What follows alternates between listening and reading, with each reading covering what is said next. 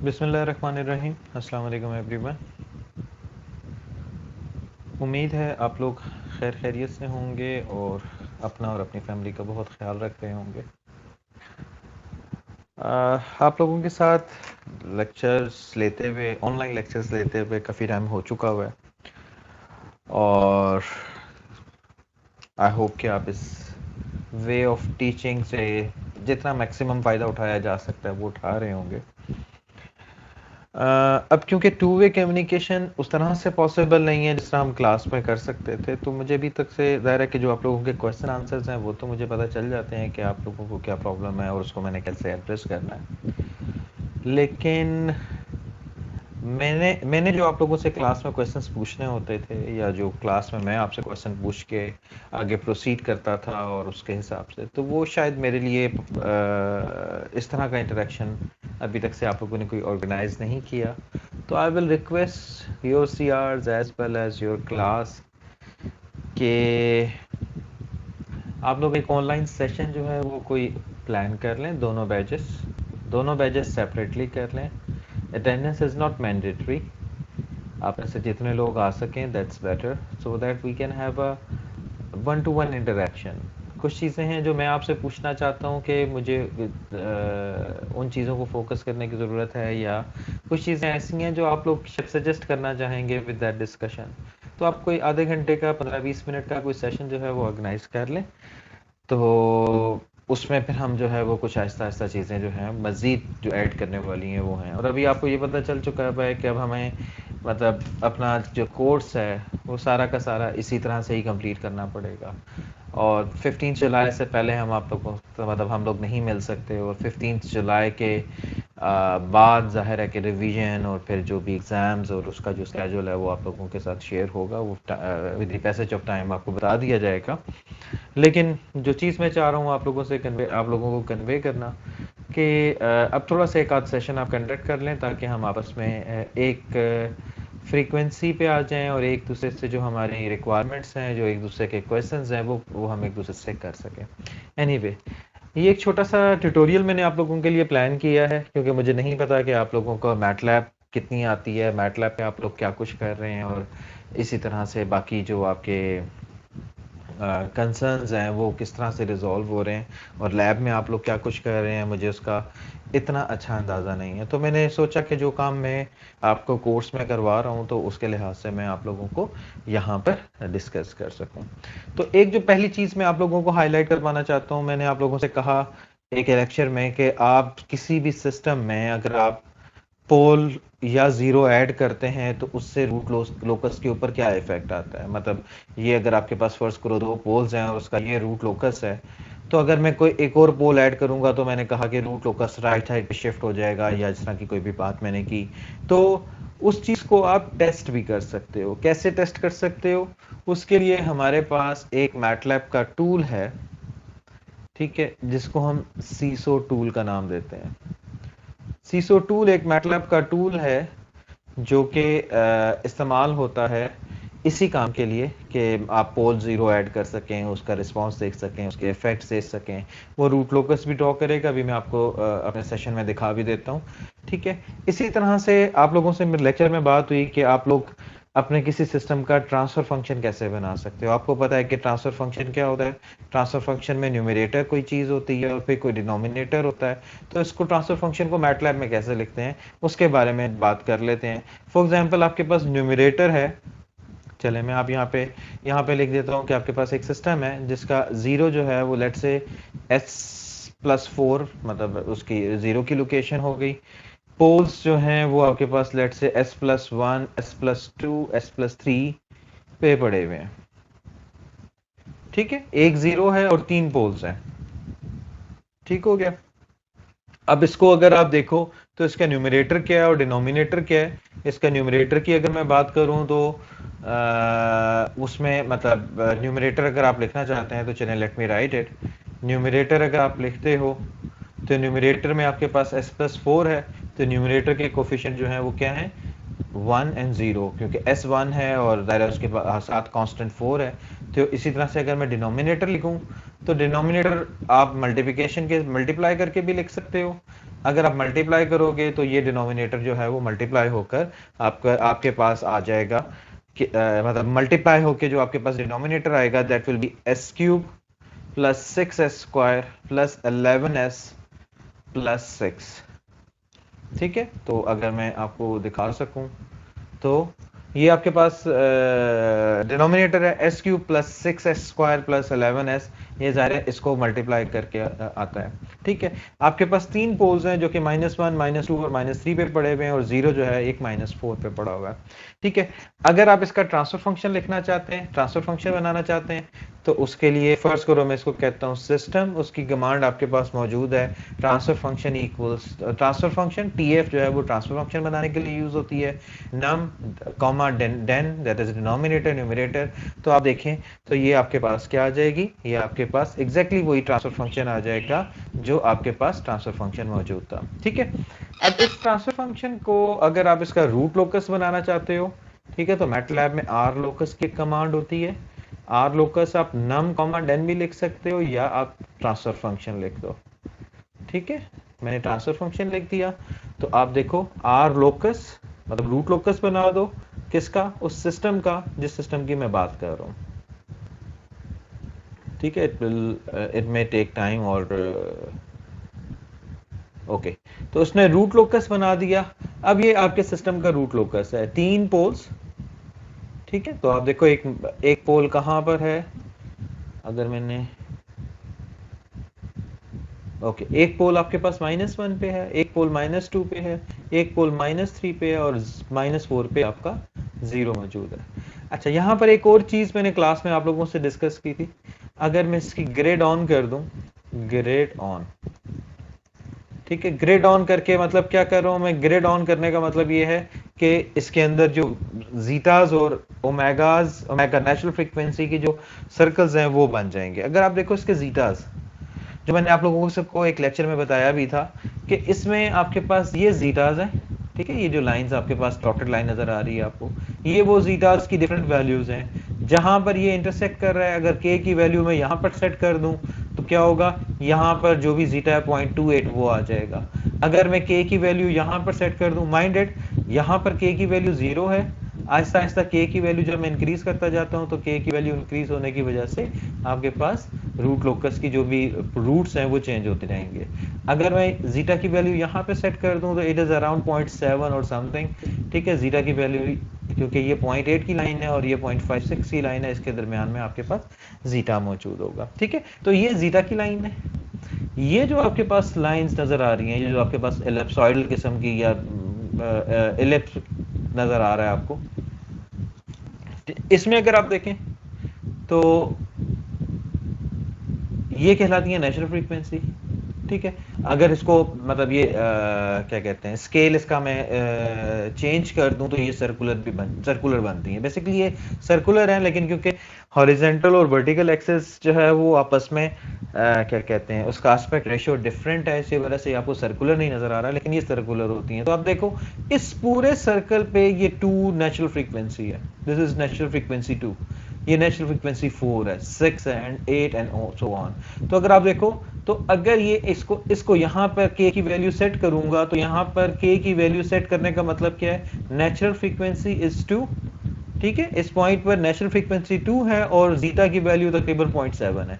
इसी तरह से बाकी फैक्टर्स, बाकी एलिमेंट्स के हिसाब से आपको ये चीजें नजर आ रही हैं। ठीक है, ये वो चीज है जो हमने रूट लोकस हाथ से बनाया था, लेकिन मैं मैटलैब में दिखा के आपको वो जो पॉइंट्स मैंने आप लोगों के साथ डिस्कस किए थे अपने बाकी थ्योरेटिकल सेशन में, उसको मैं एक लिंक करना चाह रहा था कि आप लोगों को एक मैटलैब में भी ये चीज नजर आ जाए। ठीक है, this is how you draw your root locus in by using MATLAB, और उसके जीटा और ओमेगा एन आपके सामने नजर आ रहे हैं। ओके, अब मैं इसको लेके जाता हूं इसी सिस्टम को सीसो टूल लिखता हूं और सीसो टूल के बारे में आपसे बात करता हूं जी। SISO tool is stand for single input single output system. ठीक है, सीसो टूल जो है वो सिंगल इनपुट और सिंगल आउटपुट सिस्टम के नाम से जाना जाता है। ये इस्तेमाल होता है आपके किसी भी सिस्टम को का कंट्रोलर डिजाइन करने के लिए, उसमें पोल 0 ऐड कर सकते हैं आप और बहुत सारी लिबर्टी आपके पास मौजूद होती है। Let me explain this in bit detail.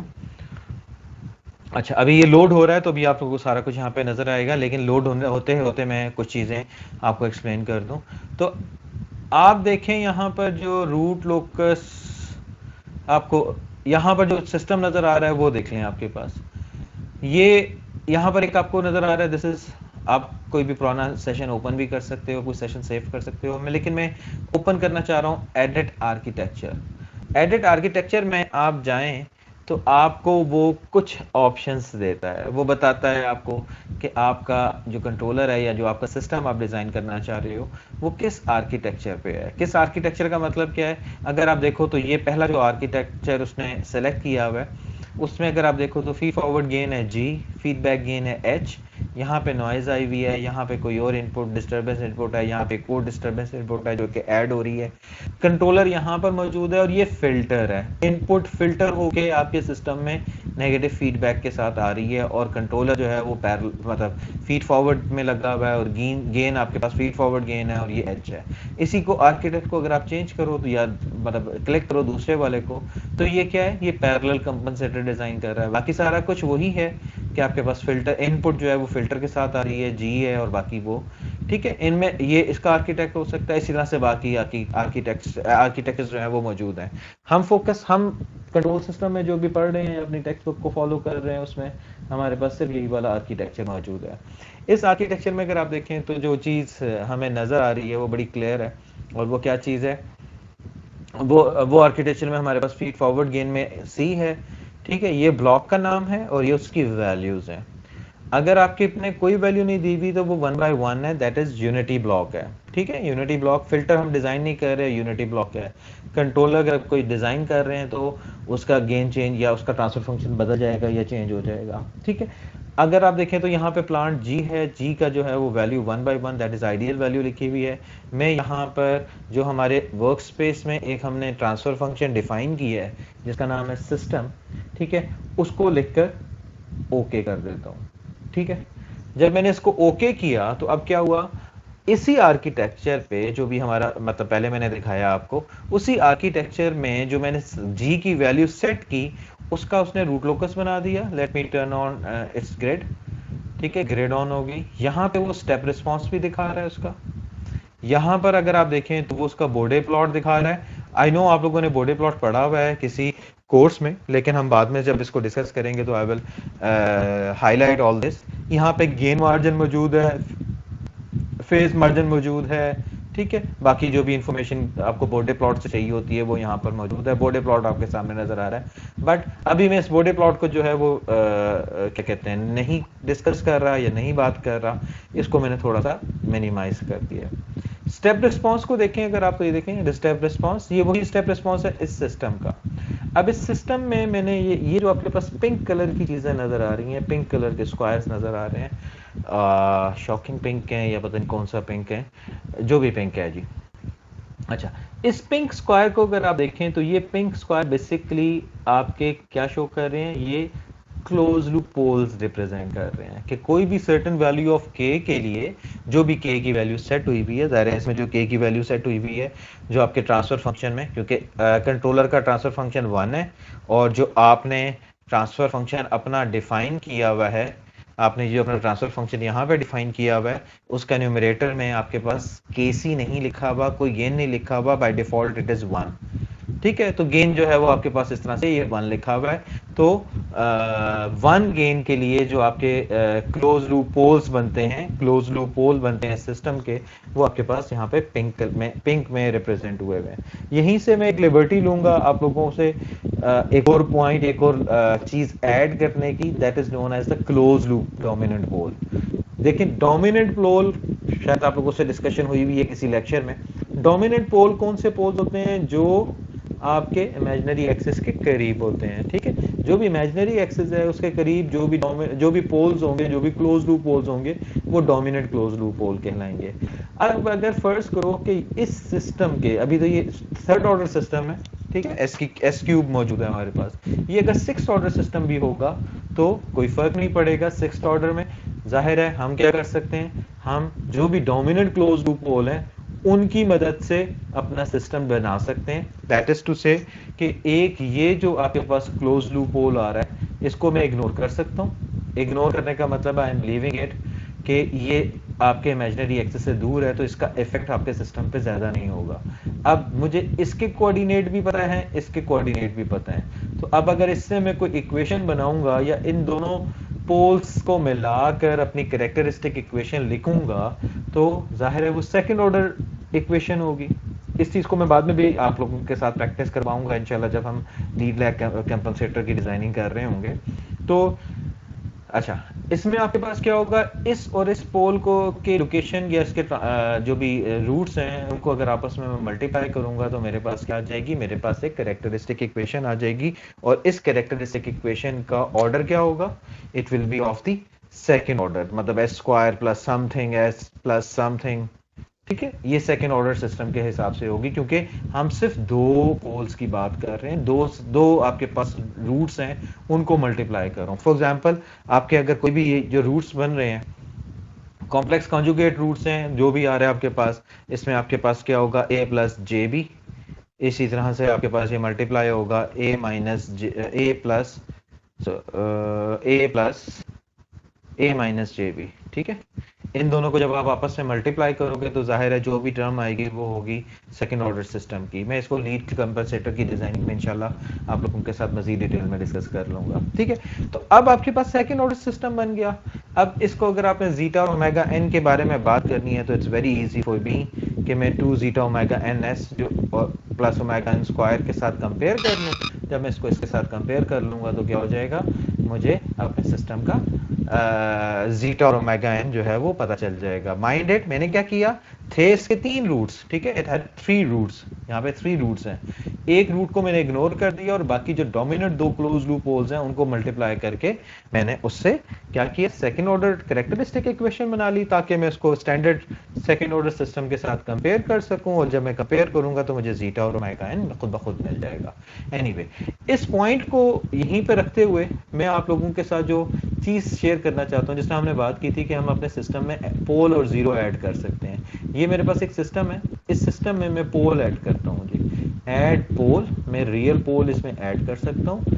अब देखें, ये पोल जब मैं ऐड करने की कोशिश कर रहा हूं तो ये अगर आप कर्सर के साथ देखें तो एक पोल बना हुआ आ गया है। तो अब मैं इसको कहीं पर भी प्लेस कर सकता हूं। रियल एक्सिस पे मैंने प्लेस किया तो आप देखें, जैसे ही मैंने इसको प्लेस किया तो आपका root locus right hand side पे शिफ्ट कर गया।